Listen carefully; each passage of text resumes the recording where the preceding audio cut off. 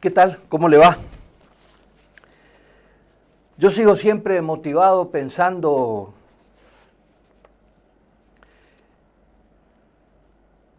en qué sociedad le vamos a dejar a nuestros nietos. Lo conversaba la semana pasada con el ministro de Industria, Producción y Trabajo, Sebastián Lifton. Hicimos un rápido repaso también de los sueños. Y yo decía, estaba escuchando ayer el análisis que hacía y ayer en un canal y hoy a la mañana en América 24, un economista, joven economista que lanzó un libro y que propuso un desafío a la clase política. El desafío era cómo se cambian los paradigmas para salir de este estancamiento que significa que el Chaco tenga el 72% de pobreza en los chicos de 14 años para abajo. El Gran Buenos Aires tiene el 74% de pobreza. Gran Buenos Aires. La ciudad de Buenos Aires tiene el 26%. Imagínense la diferencia.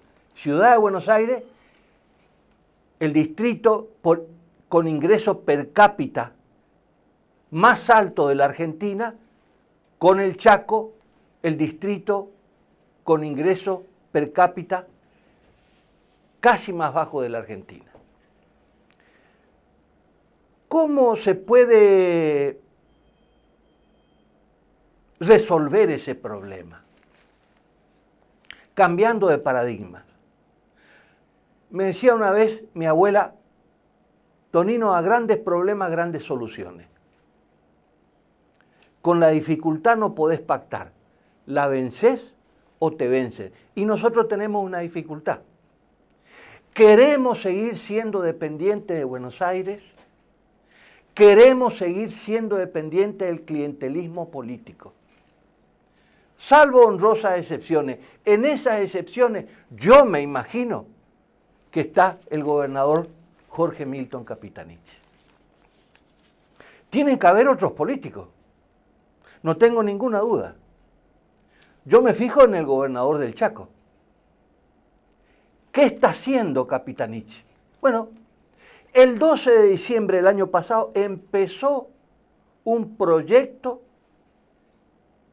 que me satisfizo a mí cuando hace casi 7 meses atrás dije, creo interpretar que Capitanich se sacó el chip sanitarista para ponerse el chip productivista. Y me parece que no me equivoqué, porque con el norte grande el Chaco puede llegar incluso a resolver su problema estructural que tiene. 2 datos y ya le presento al invitado de hoy, un amigo, primero un amigo, un muy buen exfuncionario, fue responsable de la cartera industrial en el gobierno del doctor Baroni. Es un trotamundo permanente de la producción y también es un soñador. Es el licenciado Francisco Romero, nuestro querido Pepe, para los contemporáneos, casi contemporáneos de él. Y yo quiero que usted, sobre todo la juventud, lo escuche un poquito. Porque yo me motivé escuchándolo a él. Le estoy hablando hace 30 años atrás, 25, 30 años atrás, si no es más. Cuando el gobernador actual empezaba sus primeros pasos, primero como secretario de Información Pública, en ese momento era secretario de Comunicación Social, y después fue secretario general de la Gobernación, con el gobierno del doctor Baroni, Pepe hablaba de China, hablaba del Psicosur, hablaba del eje de Capricornio, hablaba de un montón de cosas que para nosotros, los periodistas que teníamos esa chispita de querer hablar, de que el Chaco salga de esa postración que era producto de la Argentina periférica, de la Argentina empobrecida, no pobre, ¿eh? Hay que diferenciar los conceptos. Nosotros no somos pobres, estamos empobrecidos por la simetría con el centralismo porteño. Les voy a dar dos datos que ya creo le di la semana pasada. El primero de ellos, lo saqué, por supuesto, de muchas publicaciones y sobre todo los análisis de Clarín, en este caso de Jorge Castro, un analista internacional muy conocido, un hombre que sabe muchísimo, yo diría igual que Pepe Romero, de lo que es China. Dice, refiriéndose a China, esto sucede con una población que es crecientemente urbana, escuche este concepto, y que alcanza al 63.89% del total en el 2020, y que va a ser más del 80% en el 2030. El fenómeno de la urbanización china no tiene paralelo en la historia del mundo. Escuche esto,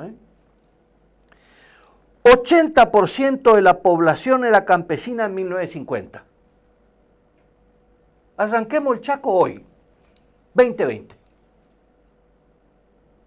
1950 China, el 80% era población campesina. La República Popular China fue fundada el 1 de octubre de 1949, un año antes, al proclamarla Mao Zedong en la plaza Tiananmen. 80 años después, nosotros miremos de acá a 80 años. 80 años después, sería urbana en más del 80%. Y alcanzaría el 90% o más en los siguientes 10 años, o sea, en el 2040. Al 2030 sería urbana en el 80%. Y el 2040 sería el 90% urbana. Le queda el 10% nada más que rural, campesina. Nuestro bloque, ¿acaso? El norte grande, junto con el eje de Capricornio, insisto, 5 regiones de Chile, el sur de Bolivia, Paraguay completo, el sur de Brasil. No podemos mirar hacia ese lugar, hacia el Asia-Pacífico, con el agravante Con apoyo de China nace el mayor bloque comercial del mundo. Agrupa 15 países de la región del Asia-Pacífico. 2.200 millones de habitantes. Representan el 30% del PBI. Fíjese quiénes son los países.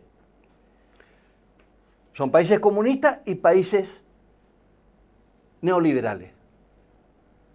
China, Japón, Australia, Corea del Sur, Nueva Zelanda, Vietnam, Tailandia, Filipinas, Laos, Camboya, Myanmar, Malasia, Singapur, Indonesia y Brunei. Australia, Nueva Zelanda, están con China. El eje occidente con el eje oriente, ¿acaso no se pueden juntar? ¿Qué va a pasar con el Chaco a 80 años vista? Vamos a ser capaces de romper esta vieja estructura y que nazca la nueva estructura. Ahora lo dejo hablar a Pepe Romero. Pepe, ¿cómo te va? Bien. Gracias por venir. Bien. Bueno, Bueno, te estuve Todo esto escuchando. aprendí de vos. No, inclusive Todo esto aprendí de vos. lo que estás diciendo, inclusive hay algunas cosas más que hay que recordar. En realidad, en principio, el siglo es el siglo de los asiáticos. No hay vuelta de hojas de darle. Una cosa es lo que nosotros estamos leyendo de China y otra cosa es verlo. Yo tuve la oportunidad de estar un buen tiempo por allá, aprovechando un hijo que tengo que es diplomático de carrera y ha estado una cantidad muy grande de tiempo fuera, ahora lo han traído acá. Pero ya él conoció el Asia desde la isla de Guam, desde donde salieron los bombarderos para bombardear Hiroshima y Nagasaki en la Segunda Guerra Mundial, sí, hasta los límites, digamos, en el norte con Rusia helada. Él conoce perfectamente toda esa zona. Pero uno, la verdad, que lo que aprende estando allá es una cosa que inclusive es difícil de poder hacerle entender a la gente acá y contar todo lo que se ve. En primer lugar, y digamos en principio, es lógicamente el siglo de los asiáticos y está encabezado lógicamente por China. Claro. China es un país que, aparte de todo lo que dijiste vos, es un país que posiblemente, según el mismo autor que lo citaste recién de Clarín, Jorge Castro, va a duplicar su Producto Bruto Interno para el 2028. Está creciendo y sigue creciendo.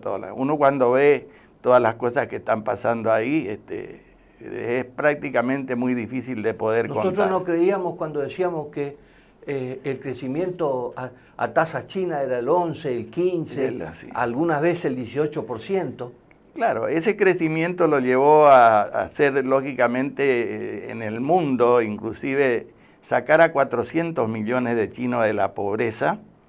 También lo explica bastante bien este hombre, pero esto ya lo venía diciendo desde el presidente de Costa Rica, Oscar Arias, en la conferencia, en una conferencia en Trinidad y Tobago de los presidentes de América Latina. Y explicaba por qué se habían dado todas estas cosas en Rusia, que sacar 400 millones de chinos de la pobreza es el acontecimiento social más grande de la historia del mundo. Sí, la historia del planeta. Del planeta. En ese tiempo comentaba ahí este autor que cómo se Lula sacó esto. En Brasil a 20 millones de brasileños de la pobreza. Sí, sin necesidad de ser un partido comunista ni nada, porque inclusive en este momento ya cuando hablan de comunismo, anticomunismo, liberalismo, todas son, hoy el único que tuvo éxito como en China es el pragmatismo, ¿no es cierto? Cuando Xiao Ping, que en ese momento era, después de recorrer, al crearse la nueva República China, sí, volvió de una gira que había hecho por países como inclusive Corea y demás. Dijo, a mí no me interesa que los gatos sean blancos o sean negros, me interesa que cacen ratones. Claro. Eso es un dicho que claro. Bueno, eso lo dijo, y todo lo que hizo en China el Deng Xiaoping, que es el nombre del sucesor de Mao. Claro. Mao, si volvería a estar vivo, se volvería a morir, porque lógicamente dio vuelta al revés todo, hizo al revés todo lo que hacía él. Mao quería cerrar. Mao quería cerrar y abrió. Hasta físicamente era muy distinto, porque Mao Zedong era un hombre que casi que 2 metros, a altura grande, y este es un hombre peticito, chiquito. ¿No? Arruinadito. Pero sí, inclusive cambió todo el esquema. Y ya le digo, inclusive... Al dejar entrar la Coca-Cola, el producto interno de ellos en este momento, inclusive el ingreso per cápita en este momento es increíble. Pero uno ve, por ejemplo, en Shanghái, como decía ahora, las estructuras son ciudadanas. Shanghái es una ciudad que tiene en este momento alrededor de 27 millones de habitantes, más del doble de lo que tiene la Argentina. El viejo Shanghái, digamos, está dividido en 2 partes por el río Huangpu, que que es que es un puerto internacional. Es decir, el puerto de mayor circulación, inclusive tienen el mayor acontecimiento, digamos, de ferias de mercados en la parte de la alimentaria. Tienen una feria alimentaria bianual, que la Argentina en este momento tiene ahí prácticamente para exhibir sus productos, un gran salón de que da para 160, creo que tuvo 160 expositores argentinos, de los cuales la mitad son productores de la carne vacuna, que es lo que más se vende a los chinos, ¿no es cierto? Mi hijo ahí estuvo en ese momento, tienen en Shanghái precisamente un centro de promoción económica y comercial, que inclusive tienen ahí en el consulado, él estaba como a cargo de eso ahí, como alrededor de 20 empleados. Es el centro recaudador más grande de la Cancillería Argentina en el exterior. Tienen ahí, vuelven a los otros lugares. No, recaudador de Argentina. Sí, por eso, pero más que en Estados Unidos, más que en el bloque europeo. Sí, por supuesto, la recaudación. Ahí en ese puerto entra toda la soja que va y se embarca para acá todo el mineral, toda la parte, sobre todo de la parte férrea que nos venden los chinos y los materiales de capital que vienen de China para acá. Claro. Entonces, lógicamente, deja ganancia para el ente recaudador y de ahí se va a París, se va a Madrid, manda por todos lados la plata. Bueno, ese centro ahí que maneja el tema de la carne vacuna, por supuesto, es la preferida. Uno en los precios internacionales, y yo te traía ahí, te dejo ya un material para que veas, porque yo iba al supermercado en Shanghái, un supermercado caro, japonés, muy bueno, pero caro porque ahí hay millonarios por todos lados. Los coches que se ven, lo ves de Mercedes-Benz para arriba de todo tipo. Todo de alta gama. Son 27 millones de habitantes y allá te digo, un poder económico tremendo. En este momento, en el supermercado, ya que hablabas de los australianos, te digo, el Australian Iron Beef, el ojo de bife australiano, cuesta, ¿cuánto pensás que puede costar el kilo de esa carne? No $200 sé. ¿$200? $200 el kilo. A diferencia del cerdo, que ya baja a 100 y pico, y al pollo, que es lo más barato, digamos. $200 el kilo. Y el japonés ese que la vaca Por eso Alberto le puso la restricción para deportar. Bueno, no, y se quejaron todos los muchachos. El tema es que los australianos, en ese grupo económico que vos ves ahí, le meten 58 mil millones de dólares a los chinos. Y ahora andaban con ciertos problemas a raíz de la pandemia. Sí. ¿Por año? Sí. 60 mil millones de dólares sí, en carne por año. No, en carne solamente no, en todo lo que le manda. Toda la exportación. Claro, porque en este momento... Pero bueno, 60 mil millones de dólares. Sí, 58 mil millones hablan ahí ahora de raíz del problema que hay entre ellos por el tema de la pandemia, está habiendo un problema delicado. Pero de todas maneras, porque no solamente... Bueno, pero el bloque ahora que se armó, está Australia en ese bloque. Bueno, sí, está Australia, pero fíjate vos que casualmente todavía están tratando de entrar a los hindúes, a la India. India no está ahí. Ahí hay un problema también imperial. Porque los chinos te dicen cosas por la calle que... Los occidentales de China tienen un concepto basado en los últimos 300 años de China, así que era una colonia europea, la mayoría, pero no se olviden que fuimos imperio por 5 milenios, eso dicen los chinos, y es cierto, y hay que tener cuidado en ese sentido porque inclusive India son 700 millones de habitantes y es otro tipo de imperio también, bueno, la cuestión es que las cosas que pasan ahí en China y las necesidades que vamos a tener nosotros de ellas son impresionantes. Pepe, yo me quiero ir a la pausa, pero a la vuelta, con tu bagaje de experiencia, de conocimiento, arrancando allá con Baroni y llegando a hoy, a tu visión de hoy, yo te quiero preguntar, insisto en este dato, conforman un bloque con Australia y Nueva Zelanda, todo el Asia-Pacífico, 30% del PBI mundial, 2.300 millones de habitantes. Vos recién dijiste India, 700 millones de habitantes. No solamente conforman ese bloque, sino que China en 1950 era 80% campesino, 20% urbano. Nada de desarrollo. No había un solo edificio en altura. Era todo llanura. En 80 años fueron vertiginosamente y cambiaron los paradigmas. La pregunta es, en el otro extremo del mundo, el Chaco y el Norte Grande, ¿por qué en 80 años no podemos ser como China?